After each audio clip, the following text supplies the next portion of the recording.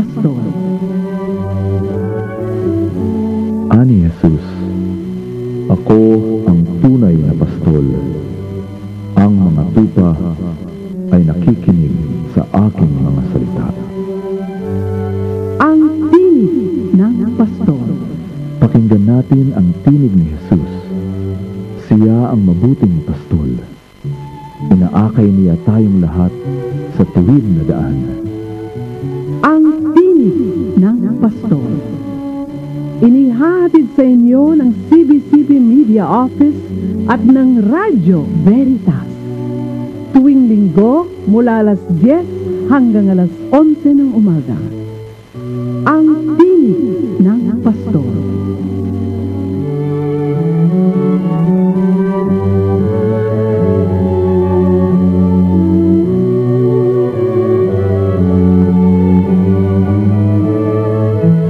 Narito na ang programang magbibigay daan para sa isang malayang pagpapahayag ng mga saloobin.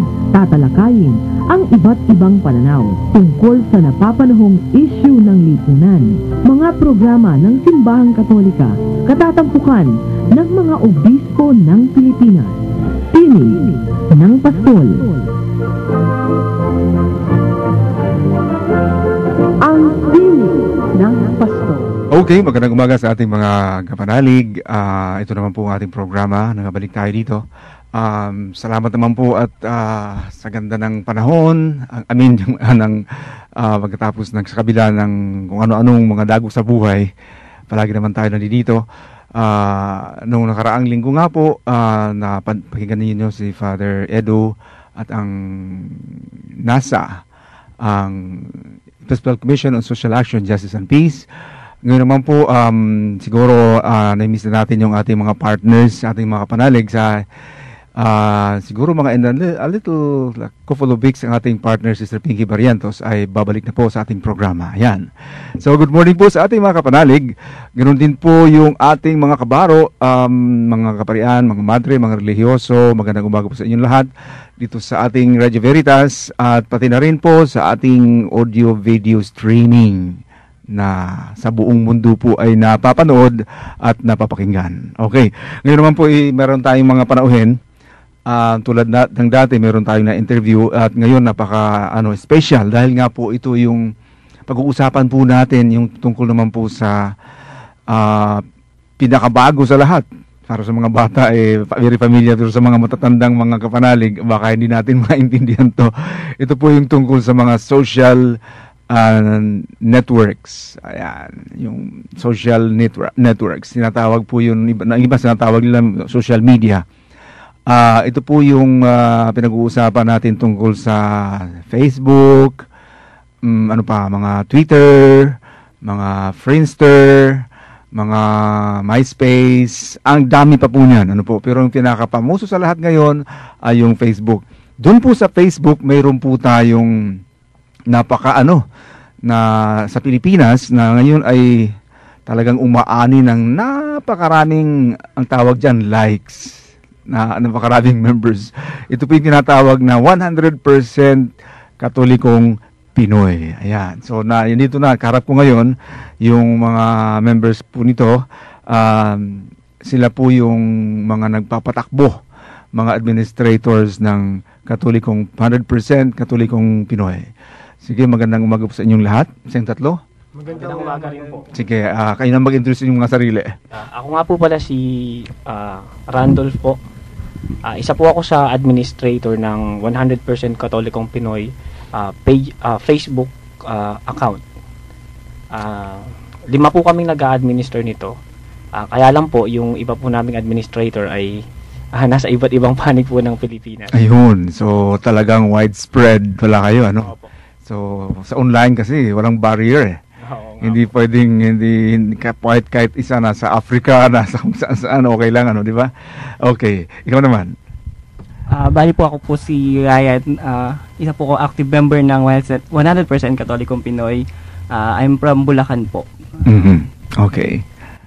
Ako naman po si Paolo, aktibong miyembro din po ng 100% Katolikong Pinoy. Okay. So, ito yung mga bata pa po ito, yung mga makakakita sa sa kanila. Talagang mga bata ito. Siguro mga anong average mga edad niyo? Mga 20s, early 20s? 24 po. 24. Tingnan mo naman mga bata. Okay. Kailan nabuo yung 100% Katolikong Pinoy? Basically po yung 100% Katolikong Pinoy po. Sinimulan po ito ni Francis Raymond Gonzales po, na taga Dipolog po. Okay. Kailan po 'yun? Ito po yung nagsimula nung February 2007 pa po. So nagsimula po kami sa Friendster. So ito pong si Francis sa kanyang pagmamahal po sa pananampalataya natin, naudyok po siyang gumawa ng isang itong group na to sa Friendster para idepensa yung Catholic faith. Kasi marami pong naglabasan like yung mga ibang sekta na bumabati ko sa atin. So doon po nagsimula. Hanggang sa lumaon po, naging 5,000 yung miyembro, hanggang sa 7,000, hanggang na po. Ngayon, ilan na yung members? Sa Friendster po, sa Friendster po yata umaabot ng siguro po mga approximately 7,000 po. 7,000. Sa Facebook? Sa Facebook po, almost 100,000 na po. 100,000? Can you imagine? Laki-laki, no? Opo. Ang hirap makarating doon. Yung sa CBCP nga, hindi po nababagalan na nga ako, mag-isang taon na. Mukhang kulang ng nagla-like. Anyway, so bago tayo magpatuloy, Randolph, kasi sigurado ako na napakarami sa ating mga tagapag-indig ngayon parang nakaganyan. Hindi maintindihan anong pinag-uusapan nila. Can you explain to us ano ba ang social network? Ano yung Facebook? Ano ba 'yon? Halimbawa, parang nag-i-explain ka sa isang tao na wala pang nakikitang ganyan. What is it? What is it all about? Basically po, social networking site. Personal ko pong opinion. Parang parang nakikipag-interact din po sa tao, parang pakikisalamuha rin sa ibang tao. Yun nga lang po, ito gamit yung mga makabagong teknolohiya kagaya ng internet. Ito pong Facebook. Okay. So it is internet-based. Opo. Hindi pwedeng makakita doon kung walang internet. Opo. Ayan. So, yung mga medyo may katandaan na dyan na nakikinig sa atin ngayon. Ayun, mag-i-internet muna kayo. Yung wala, hindi pwedeng makita ito. Hindi wala sa TV ito. Wala rin sa mga sa mga kung ano-anong paraan ng medium ng komunikasyon. Okay. So, punta naman tayo sa naitanong kanina kung paano nabuo, Tapos itatanong ko naman ngayon pangalawa, yung kanyang yung pakay, bakit kayo? Nakita ko doon sa inyong site, meron doon mga objectives, mission. Bakit niyo ginawa ito? Ang layunin po ng 100% KP is yun nga po yung kagaya po nung nabanggit ni Randolph na ipagtanggol at idepensa yung pananampalatayang Katoliko at higit sa lahat makiisa doon sa mga usaping pambayan na kinakaharap din na masasabi natin lumalabag sa moral ng isang tao. Kaya naman po kami po sa 100% Katolikong Pinoy gumagawa po kami ng mga hakbangin kagaya ng pagpo-post ng mga layunin, ng mga aral ng salita ng Diyos, nang sa gayon maipakita at maisiwalat sa lahat ng tao ang tunay na kulay at diwa ng moral. Yan. So, in a word, ang inyong talagang pakay ay upang ipalaganap yung katolikong turo, ibahagi sa ating mga sa ating mga kababayan, kapwa Pilipino. Kasi ang social network siguro, if I'm not mistaken, majority dito mga bata ang mga followers. Opo. So, target niyo ba na i-evangelize, to use a word na ang mga bata? Ganun? Opo. Ganun nga po yung una naming hangarin is yung mahikayat yung mga kabataang kagaya namin na makapag-isip gaya ng aming ginagawa po. Ayan. At sa katunayan po, Monsignor, yung 100% Katolikong Pinoy page na Facebook, meron pa po siyang parang sponsored na page which is 100% Katolikong Pinoy for Kids. For kids? For kids po. So yun po, kasi yung due to insistent demand din po ng aming mga followers, Ayun, na para daw naman po sa mga bata kasi po mabigat po yung mga usapan dun sa mismong 100% Katolikong Pinoy page. So may mga magulang po na nag-request na baka pwede magkaroon ng page para naman po sa mga bata. Mga bata. Yung approach po is pang bata po. Like anong edad yun? From what to what? Bata po, siguro mga 10 years old. Mga 10 po, kasi ngayon, mga grade 1, nag-internet na rin eh. Opo. So, mulang grade 1 siguro hanggang mga ganun po. Teenager. Opo. That's kids. Sa Couples for Christ, gano'n ata yung mga Kids for Christ, meron din silang ganyan eh. I don't know if you're familiar sa... Yes po, ako po bilang member ng YFC din po. So, meron din po kaming programa sa Couples for Christ po na isa po pa sa family ministry namin yung Kids for Christ. So, nagki-cater po kami mula up to, ang age po ng bata is up to 12 years old. 12. Magmula sa? 8 po. 8 to 12. Opo. Ayan. So, 12 years old, more or less, grade 6. Opo. Or going first year high school. Yes po. Ayan. Okay. Alam mo, kahit ako may katandaan. Ako din naman po ay nag-i-internet din, ako yung administrator din ng yung pati may kasamahan ako, of course, na sa Facebook account ng marami. Nangunguna po diyan yung Facebook account ng CBCP. Ang tawag ay Good Morning CBCP. Alam niyo ba na experience ko, nahihirapan ako para lumaganap. Kasi hindi ganun kadali. It's really arbitrary, hindi pwedeng persahan hindi pwedeng sabihin na membro na kayo, rather hindi pwedeng ganyan talagang hindi ko malaman ang magandang strategy kasi nag-umpisa kami nito last year, mga about siguro mga July last year.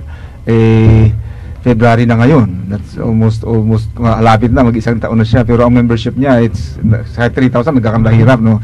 So, anong ginawa niyong paraan upang dumami ang miyembro ng 100% Katolikong Pinoy? Isa po dun sa naging strategy po namin as an admin po.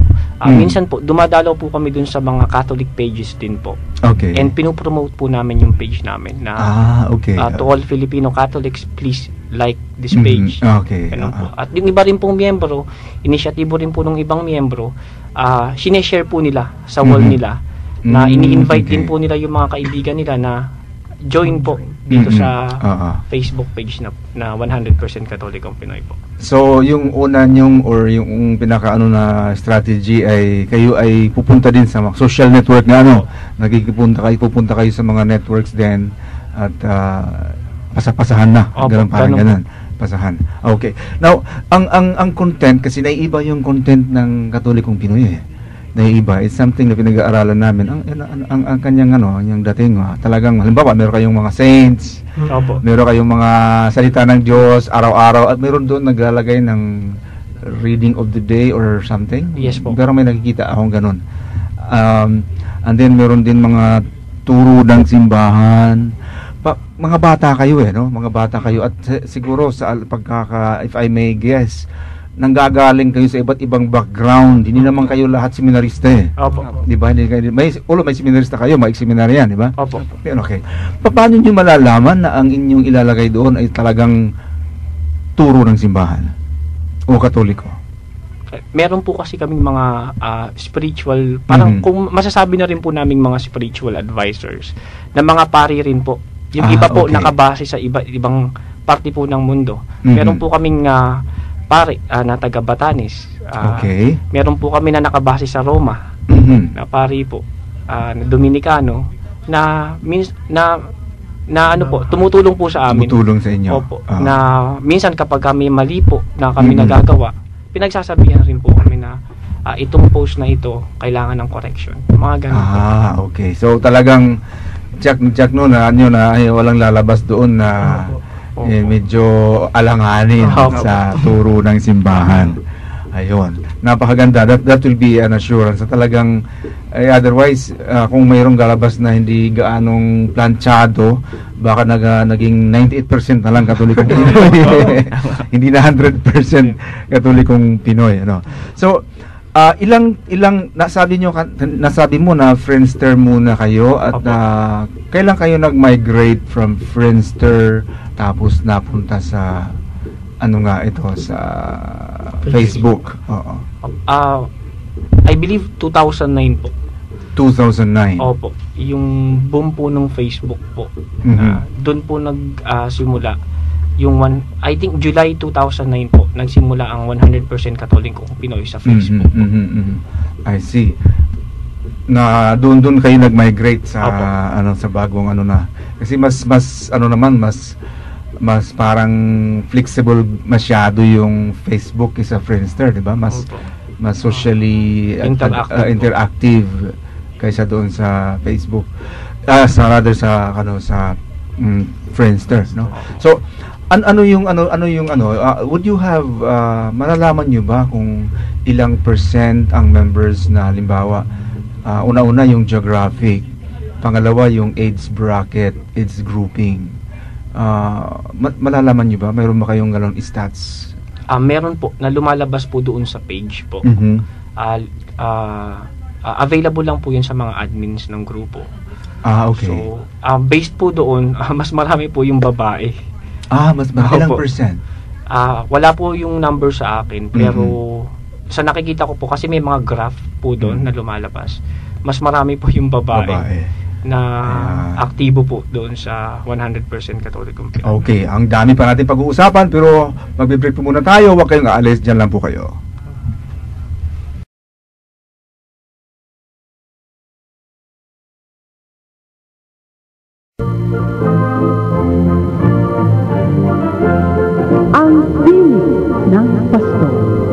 Okay, nagbabalik po ang ating programa, ang Tinig ng Pastor, at kasama pa rin po natin yung mga administrator. Mga leaders po ito ng mga bata ng 100% Katolikong Pinoy. Ito po yung Facebook. Sa mga matatanda, hindi yan to eh. Yung iba, book lang ang alam. Iba naman, face lang ang alam. Pero Facebook talagang napakalayo yun. Pero ito po yung namamayagpag ngayon, isa sa mga napakaraming members dito sa Pilipinas. Bihirang-bihira po yung ganyan na ganong karami. Lalong-lalo na sa mga Catholic sites. Kasi yung iba, hindi talaga gaanong karami. Sa pag-check ko po sa mga ganyan, hindi ganito 2009 lang kayo at 100,000 lang yung mga membership talagang, at saka araw-araw minuto-minuto may pumapasok almost every minute mayroong naglalagay doon sa wall, no? Ano yung role ng administrator bali nito? Ano ang ginagawa niyo bilang administrator? Kayo ba ay halimbawa may nangyayari, sigurado ako kasi open na open Meron bang naglalagay ng mga anti-ganyan, mga hate ganyan? Ano ba ginagawa niyo pag meron mga ganyan? Actually po, na-experience na po namin. Meron din po tayong mga kapatid sa ibang pananampalataya na nagpo-post ng masasabi nating medyo hindi kagandahan doon sa site na maaaring makasira o makagulo doon sa mga usapan doon sa loob po ng Facebook group. Pero ang ginagawa po ng administrator po namin, yung pinaka-head administrator po namin, ay hindi naman po totally binaban or inaalis, kundi sinasagot po namin yung mga ipinaparatang o yung mga naghahanap ng masasabi nating naghahanap ng debate or whatever. Sinasagot po namin sa paraang alam namin na hindi makaka-open sa kanila po. Okay. Saka, dagdag ko lang po, yung amin pong 100% Katolikong Pinoy site, nag-publish po kami ng site rules o yung mga panuntunan po. Doon po mababasa, may mga rules po for Catholics, for non-Catholics, yung behavior po na dapat ipakita kapag nandun po sa grupo. Otherwise, may sanction po kami. So anong mga sanctions ninyo sa mga halimbawa nagpo-post ng hindi kaaya-aya na salita? Ganun. If it's profanity na po or something talaga pong personal na po yung mga atake, dinidelete po namin or minsan po binaban po namin yung tao sa mismong paano nyo nababan yun? Hindi na siya makakapag-post? Hindi na po. True. Yung Facebook mismo mayroon ganyang facility? Meron po. As administrator po nung page, meron pong option doon na kapag itong tao na to nanggugulo lang at walang ginawang mabuti or ganun po, meron pong option doon para po siya ay i-report at totally ban doon sa inyong site. So kahit anong gawin niya, hindi talaga makakapasok? Opo, unless po gumawa siya ng panibagong account at mag-like po ulit siya doon. Pwede. So, pero ganoon naman ang aabutin niya. I-reject na naman. I-reject na naman po. Kasi binabasa ko, wala nga akong makita. Sabi ko, hindi ko parang I cannot believe by eyes na 100,000 and yet nobody talks about against the church. Yung pala ay talagang stricto kayo dyan sa bandang yan. Opo, kasi po may mga comments na rin po kaming narinig sa mga members po na minsan nakaka-offend na po talaga yung sinasabi nila. Lalo na po yon fan page, malinaw po, fan. Kung hindi ka fan ng Katolikong Pinoy, bakit mo ni-like? So, okay. Yun po yung isa pong punto. So, sa mga nagla-like, halimbawa, ay di ba doon sa pwede mong i-confirm, pwede mong hindi i-confirm. Bago kayo nagko-confirm, bago niyo tinatanggap yung mga nagla-like, kayo ba ay parang mayroon kayong investigation, minabi-ay niyo ba kung ito ba dapat tanggapin o hindi? O talagang tuloy-tuloy lang, spontaneously? Yung sa page po kasi, wala pong confirm or accept. Basta i-like po, member ka na po, follower ka na po. Unlike po for group, dalawa po kasi yun sa Facebook. Isa pong grupo, isa po yung fan page. Kapag fan page po, like lang, okay na. No need for confirmation from the administrator. Follower ka na agad po. Ilalike mo lang? Ilalike mo lang po. Okay. Pero po yung sa grupo, kaya yun po yung kailangan pa po ng confirmation. Yun pala yung nyo. So, it's a fan page. It's a fan page. So, hindi mo kailangan. So, ang ibig sabihin, very spontaneous. Kahit sino, kahit ano pa man, kahit nasaan, anong bansa, yung categories nyo open to everybody. Yes po. Kasi meron din dun, dapat Pilipinas lang, mayroon ganyan. So it's really open. Open po, para sa lahat. Na-mention nyo kanina na kahit hindi mga Catholics, pumapasok din, ina-admit. Ano ang ginagawa ng hindi Catholic doon? Ano ba ang yung normal na nilalagay nila doon? Usually po, kapag naglalagay po kami doon ng mga turo ng simbahan, nagdi-disagree po sila doon. So, kung ano po yung usually pong mga nilalagay po nila doon is yung mga pagtutol sa tradisyon ng simbahan. So, yun po yung mga madalas namin na e-encounter. Kaya ang ginagawa naman po namin, biblically, isinasagot po namin ang kanilang mga paratang po. Okay. So ganun lang, parang nagiging din siya, no? A way to explain, to enlighten. Naka-experience na ba kayo na parang nagdidebate kayo dun sa loob? Actually batuhan ng dun po sa Friendster group, madalas pong nangyayari po yun. Pero dito po sa fan page po ng Facebook, hindi na po. Hindi na? Opo. Why is that? Bakit ganun? Bakit hindi na nagaganyan? Kasi I think one of the reason po, kasi sa Friendster po, isa lang po yung administrator na po pwede. Dito po sa Facebook po, kahit ilan po pwedeng administrator. Po itong 100% Katolikong Pinoy sa Facebook, 5 po kami. 5 kayo? Nag-administer po. Ayun. So, nagkakatulong-tulong bali, ano? Opo. Good. Dun sa Philippine Daily Inquirer, nabasa ko siguro mga 1 week ago na dun sa isang guest columnist, nagsasabi siya doon na dinelete ko na ang aking Facebook account. Tapos sinasabi niya kung bakit niya dinelete. Although hindi naman niya ang kanyang sinasabi ay hindi naman dahil masama ang Facebook, dahil nakakasama sa kanya. Masama as is, no. Ang sinasabi niya, nauubusan na siya ng oras na yung kanyang dapat gamitin na oras para sa mga ibang gawain bilang isang bata ay napupunta na lang doon sa Facebook, sabi niya. Kaya ngayon, pinutol na ang kanyang account, nalilibre na siya para hindi na siya nakatali doon yung mga kamay doon sa Facebook. Hindi ba nangyayari sa inyo yan? In your experience? Actually po, hindi naman po nangyayari kasi kami po, bilang mga kabataan po, nag-iisip po kami ng mga bagay na alam po namin makakabuti po sa amin. Hindi po namin basta mag-Facebook po kami, maglalag po kami, and then mag-uubos kami doon ng napakaraming oras. Kasi po, karamihan po sa amin nagtatrabaho, yung iba naman po yung nag-aaral po. So, iba sa yung mga young professionals. Opo. So, do you have a way, it's only, I think time management din siguro. Opo. Pero mayroon din kasi mga addict eh. Totoo po yan. ang tawag nila mga drug addict sa Facebook. Ikaw ibang ginawa, kundi Facebook ng Facebook na doon. Sa inyo hindi nangyayari yan?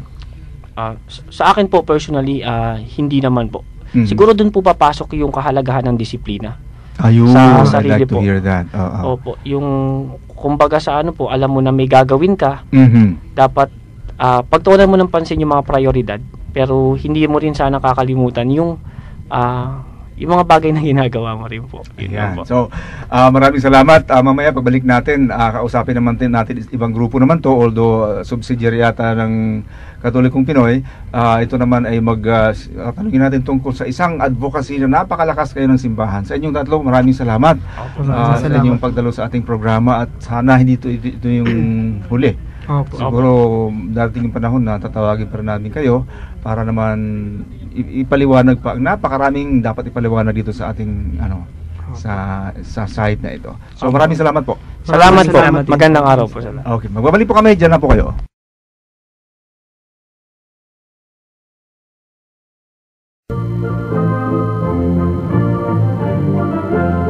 Ang tinig ng pastor. Okay, nagbabalik tayo sa ating programa, Ang Tinig ng Pastol. Ito pa rin po ang inyong kapanalig, si Monsignor Pepe Quitorio. At kanina na kapanayan natin, mga bata, dahil ito yung mga administrators ng 100% Katolikong Pinoy. Ituloy-tuloy na po natin. Ngayon naman ang ating kapanayamin, isa ring mga computer, mga geeks, kung tawagin. Pero ito ay talagang... sila ay mayroong tinutulak na advokasya na ngayon ay napaka-current na pinag-uusapan ngayon sa buong Pilipinas, at walang iba po kundi yung RH Bill. Sila naman yung RH Bill doon sa internet, sa Facebook. Sa Facebook. So, sige, mag-introduce muna kayo sa inyong mga sarili. Sige, go ahead. Magandang umaga po sa inyo, Monsignor, at sa aming mga tagapakinig. Ako po si Carlos Antonio Palad.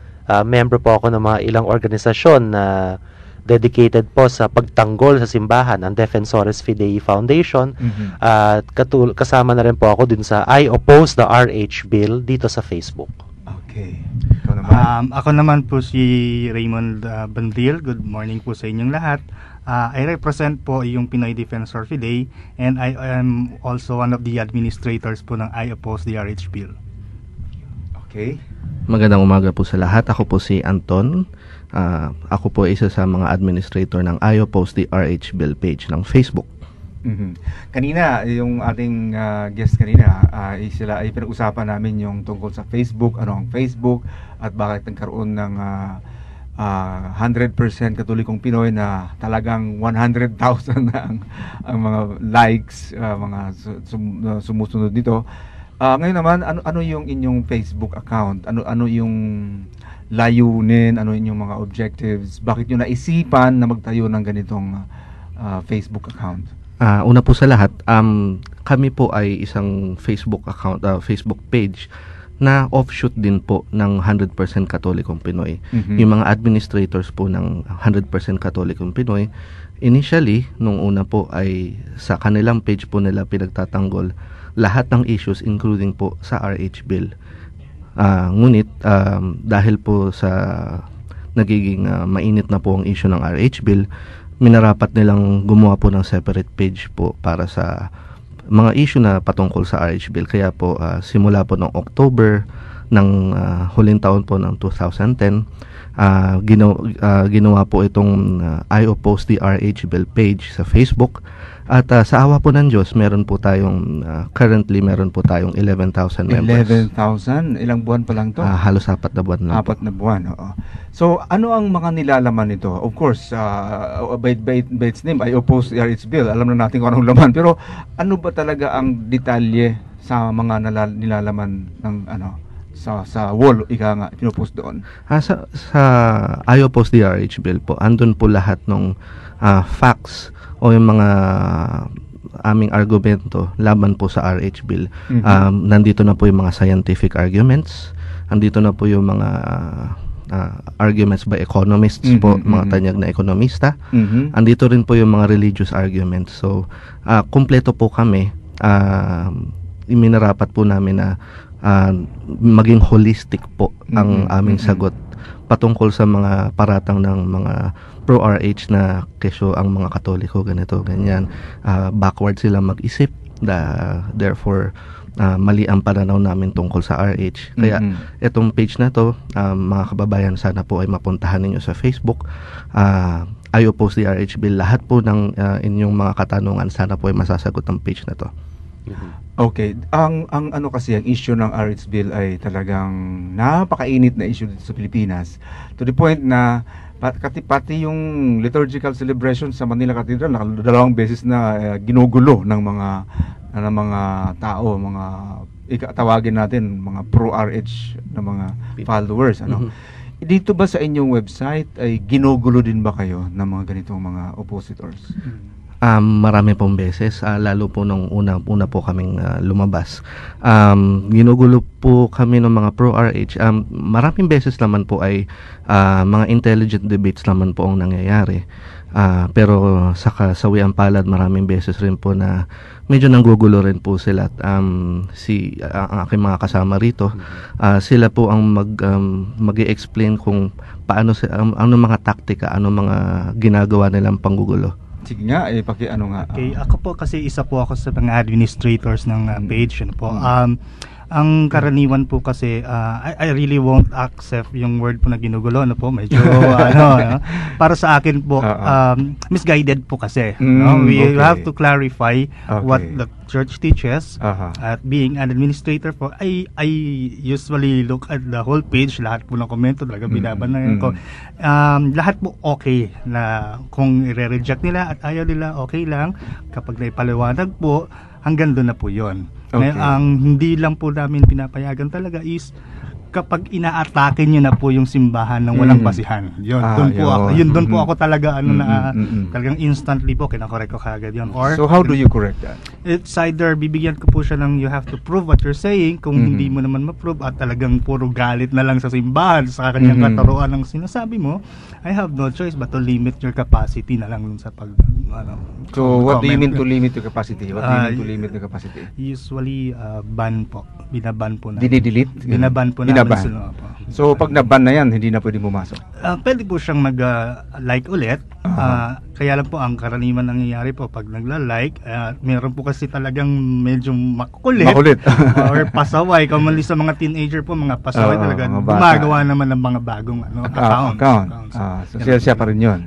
Pero sa amin po, we're not going to stop as well kasi ito po yung nasimula na namin at yung katulad po noon, yung grupo ko kasi po ay Pinoy Defensor Fidei sa internet and we find it hard pero kailangan tulungan po yung I-oppose kasi po napansin niyo po yung 100 Katolikong Pilipino naman po kasi ay more on the pastoral side, hindi sila sanay sa mga ganong debakal-takal na so talagang sige, let's seize them. I would like to add something in general dito sa makikita po natin sa I-oppose the RH Bill at yung mga makikita rin natin all over the internet when it comes to the debates between the defenders of the position of the church regarding human life and the position of those who are on the opposite side. Madalas makikita po natin yung posisyon ng mga in favor of the RH Bill and against the church, una sa lahat, madalas based on emotion. Puro banat sa simbahan and they will attack the church. Very rarely will they use reasoned arguments. Normally, what they are going to do is throw slogans. Asabila, the church is violating the separation of church and state. The church is forcing its morality on everyone in the Philippines. The church is against women. Ganyan. Puro slogan, puro banat. Sila, sinasabi nila, inaakusahan na tayo na masyado daw tayong backward at medieval, and yet yung kanilang style ng argument na puro na lang slogan, puro mga sound bites, ito po ang talagang backward ng argumentation. The Catholic, yung pare, yung mga damaso, yung mga damaso, yan. ano ba naman, anong klase, how do you argue with that, diba? It is a pure, it is pure emotions. At sa I-oppose the RH Bill and the other mga pro-life websites, may kita natin, madalas mag-comment yung mga kabilang side ng talagang mura, puro mura, because that is really just how bankrupt their argumentation has become.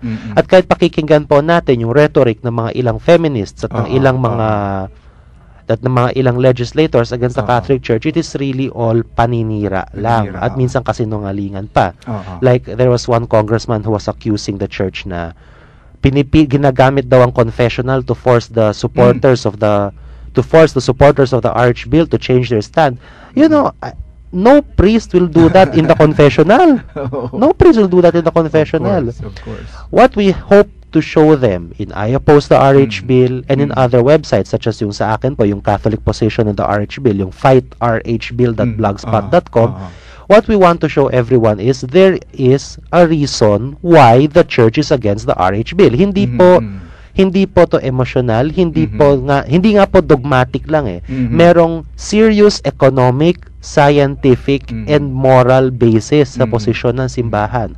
For example, palaging pinakikita sabi ng kabila, overpopulation ay nagkakos ng poverty. Palaging sasabi, ang sinasabi natin, ang tanong natin sa simbahan, okay, yung maraming tao nagkakaroon daw ng poverty, bakit kaya? What is the reason? Why is it that a lot of countries with very large populations ay napaka-prosperous? Oo, yung iba hindi. And pinakikita ng church, it is not enough for us to look at the superficial causes. Dapat mag-dive tayo dun sa talagang mga rason. Isa natin nakikita yung corruption, no? Yung insufficient at unwise use ng resources. Resource management. Oo. Na sa totoo lang, napakayaman ng ating bansa. Marami tayong resources and yet nasasayang. Hindi nakakapunta sa mga taong bayan. Eh siguro, para sa maraming tao, gusto nila easy solutions palagi. But then the church is not the purveyor of easy solutions. It is the purveyor of morality. It is the purveyor of the gospel. After all, we were founded by our Lord Jesus Christ who proposed to us the cross. Diba? So this is, don't expect the church to teach what is easy. At yun ang pinakikita natin.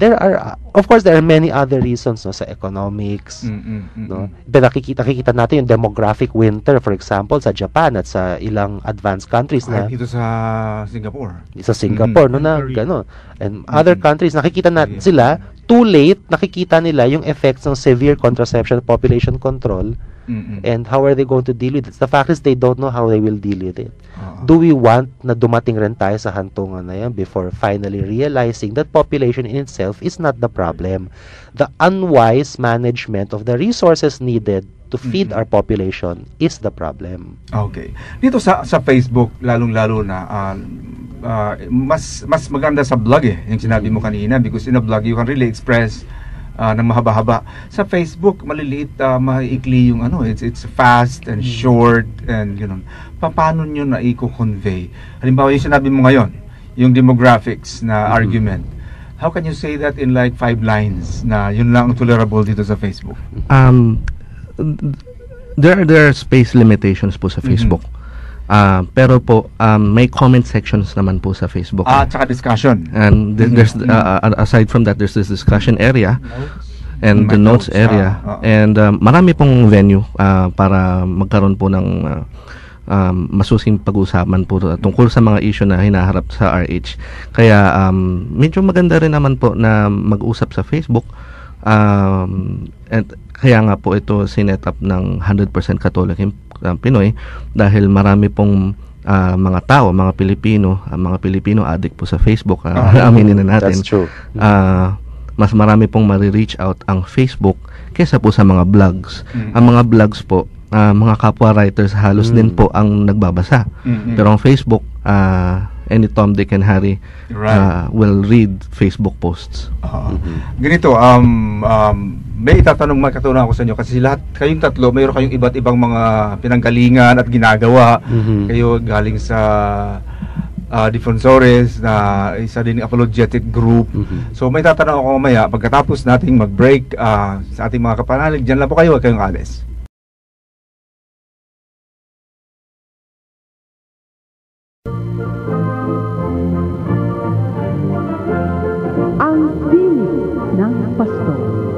Okay, nagbabalik po tayo sa ating programa, ang Tinig ng Pastol. At ito pa rin tayo sa ating paksa ngayon. Pinag-uusapan natin, ito nga yung RH Bill sa internet. Yan. Sa online, sa virtual world. Kasi ang nadinig ko nga, yung laban daw dito sa real world ay hindi nga aabot ng 10% dun sa katotohanan ng laban dun sa virtual world na minuminuto nagbabatuhan ng kung ano-ano in defense or against the RH Bill or sa simbahang Katoliko.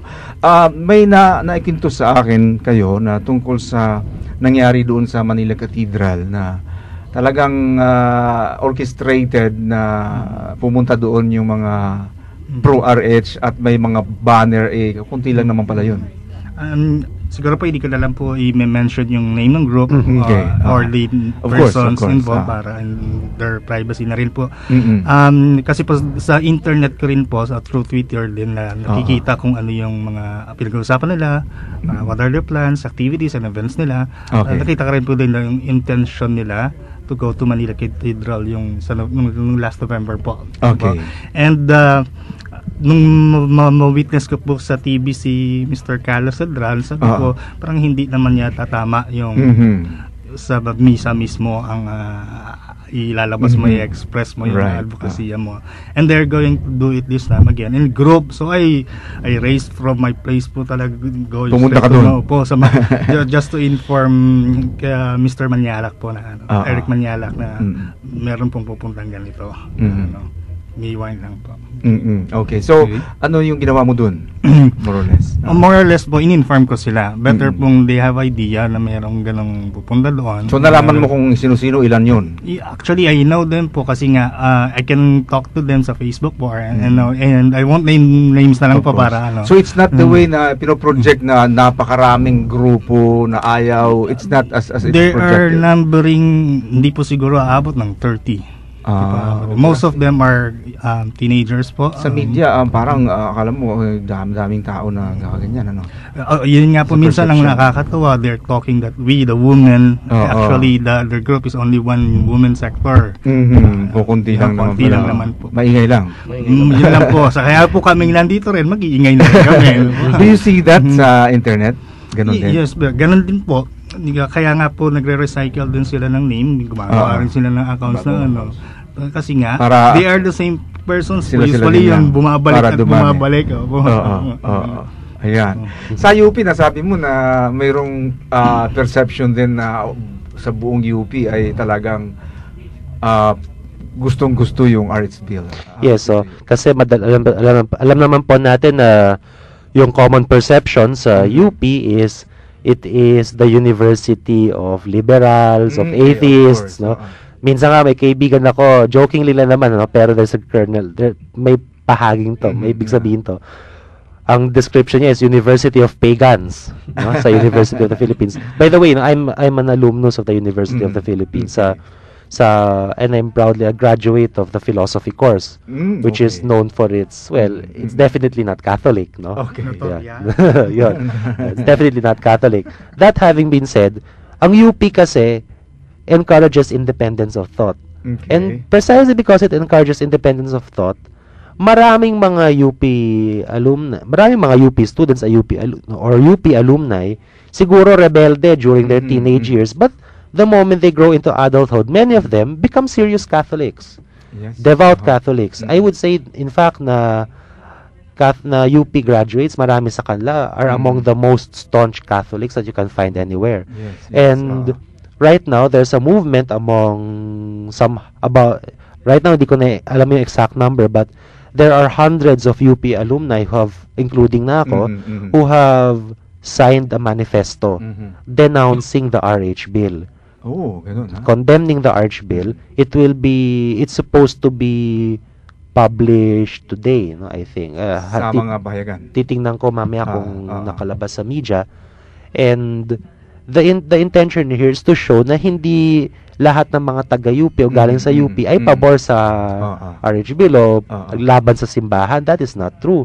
There are a lot of UP alumni who are very much in favor of what the church stands for. Okay. Because the church is an inherently rational institution. Anyone who seriously reads and anyone who seriously considers the claims of the Catholic Church, I'm sure will be attracted to it. Even if they do not actually embrace the church in its fullness, they will realize na this church, hindi po ito yung damas o caricature nung kabila.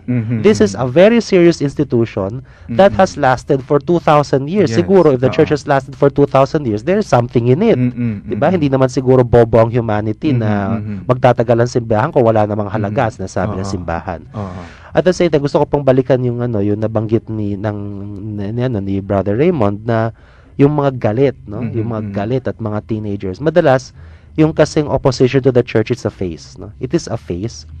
But we also need to realize na sometimes sa mga kabataan na to, galit na talaga sila. They need something na kagalitan, kumbaga na bagsakan ng kalang galit. But the moment they grow up, many of them, I'm sure, will regret the harshness with which they attack the church. And this is also one of the reasons why we, in defending the position of the church, in defending the cause of life, we also tend to be as moderate as possible in dealing with these people. One day, I'm sure many of them will turn around. You know. Tama ka dyan. Marami na din akong na-experience ng ganyan. Okay, ito naman, ang lahat ng mga grupo, lalong-lalo na pag ito sa Pilipinas, alam mo, maraming grupo nagsusulputan pag malapit ang eleksyon. Kasi mayroon nasa likod nun ng mga agenda, either agenda or a wallet or what. Mayroon sa likod nun.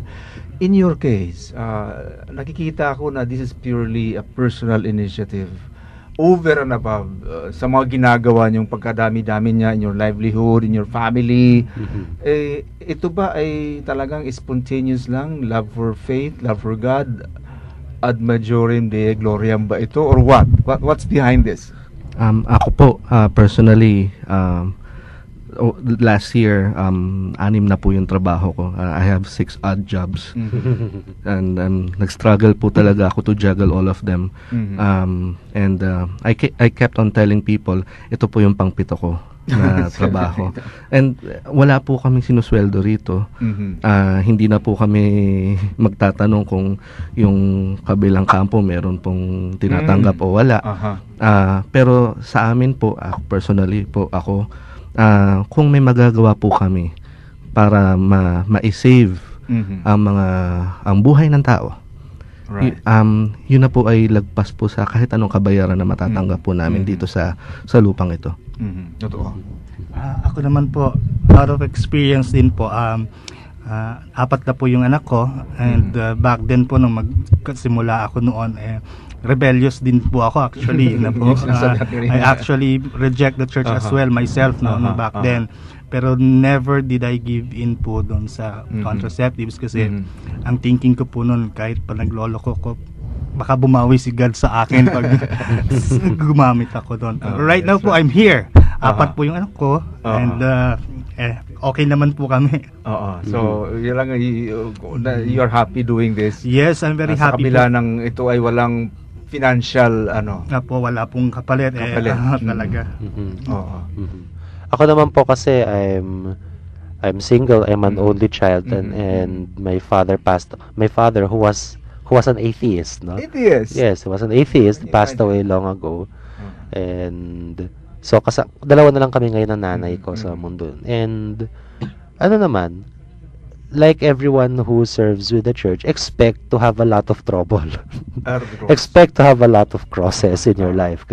But one thing I can say, there have been times na sobrang gipit na ako, hindi ko na alam kung anong gagawin ko. But then may magbubukas na pintuan. No? There will always be some help. One thing to learn siguro is that if you want to serve in this battle, you have to know how to trust in the providence of God. Right. You really have to know how to trust His providence, and hindi ka naman niya pababayaan.